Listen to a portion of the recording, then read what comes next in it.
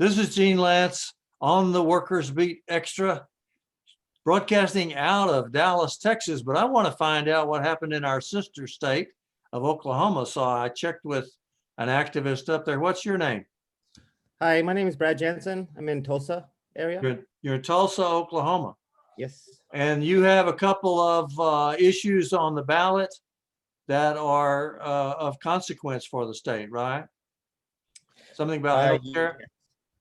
Yeah, well, actually, the healthcare was the Medicaid expansion. We already passed that. We passed that a few months ago, so we were very excited about that.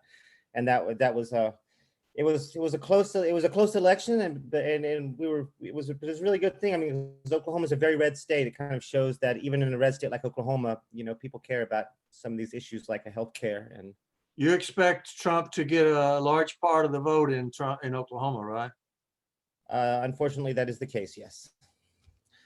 I think he's expected to definitely get over 60%. So we'll see. And he did the same in 2016. Yeah, that's right. I think he's from what I saw, the projections have him doing slightly less well than he did in 2016. Is turnout up there like it is in other cities and like it is here in Texas? Yeah, I spoke with the vice chair of the county Democratic Party, and he's just very excited about the turnout. He's even anticipating the possibility of Tulsa area turning blue, which would be really good. That would be historic, wouldn't it? Because Tulsa has always been a citadel of reaction.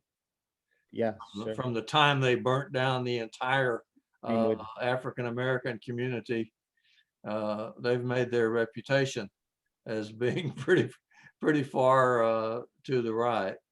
So what about this other, you said that you had something about criminal justice that's going to be on the ballot?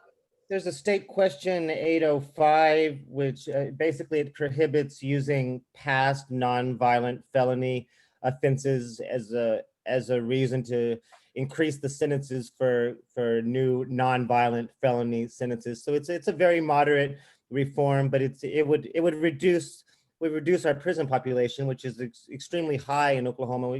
United States is the prison country of the world, and Oklahoma has a reputation of being the prison state of Oklahoma. So I mean, we're incarceration central and private prison central. So it's badly needed, this kind of reform. Mass incarceration has become a major issue for the AFL-CIO, and they are dead set on trying to improve the situation and get our international reputation down a little bit, because they've incarcerated more people than any nation on earth, I believe.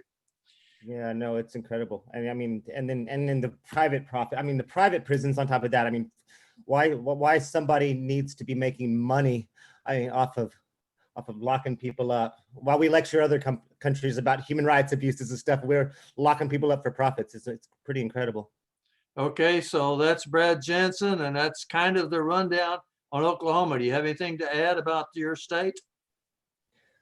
You have high hopes or low hopes? Well, I have a general tendency to be optimistic about people, and people are uniting. People are coming together. People are getting active, and people are staying positive. We know that we live in a very difficult state, but we organize one by one, person by person, conversation by conversation. So, I mean, I'm optimistic. Thanks, Brad Jansen, for a report on Oklahoma. This is Gene Lance on the Work.